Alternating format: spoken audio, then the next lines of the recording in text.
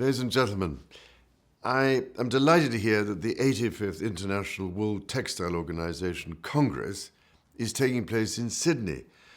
And having visited recently myself, I can well imagine what a good place it must be to hold such a gathering.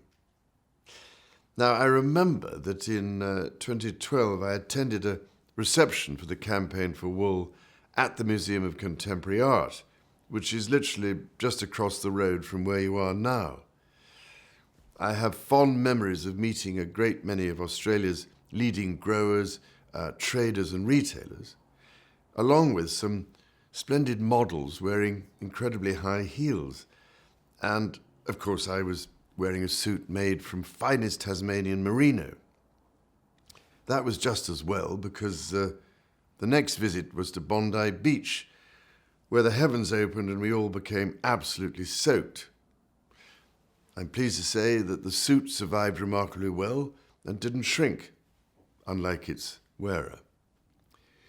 We started the Campaign for Wool 6 years ago in order to find new ways to promote wool and make sure that farmers who are across the Commonwealth obtain a fair value for their thoroughly sustainable and environmentally friendly product. So it is particularly heartening to see things going so well, with prices a great deal more realistic than they were back in 2010. Now, I very much hope this means that you and everyone else whose livelihoods depend on wool can feel a bit more secure about the future. The progress that has been made is a great tribute to all those in the global industry who have worked so hard to re-establish the credentials of wool, from farm to fashion and lifestyle. But I do think the wool mark, still going strong after 50 years, deserves a special mention, as does the energetic and creative team who run the Campaign for Wool. They seem to manage to have sheep popping up in the most unlikely places, from London Savile Row to Admiralty House in Sydney, and drawing a lot of attention that they certainly don't get when they are on farms.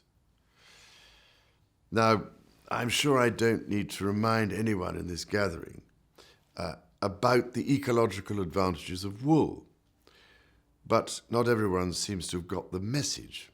So I am looking forward to hosting the inaugural Wool Conference, the Davos of Wool, this autumn at Dumfries House in Scotland.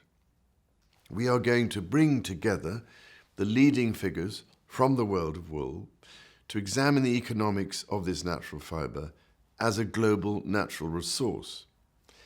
And we are also going to engage with several important global retailers who have somehow not yet discovered the environmental advantages of wool.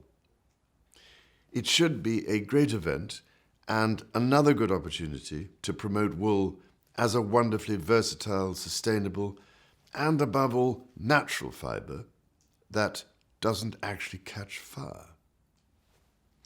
So I hope, ladies and gentlemen, you all have a very successful conference.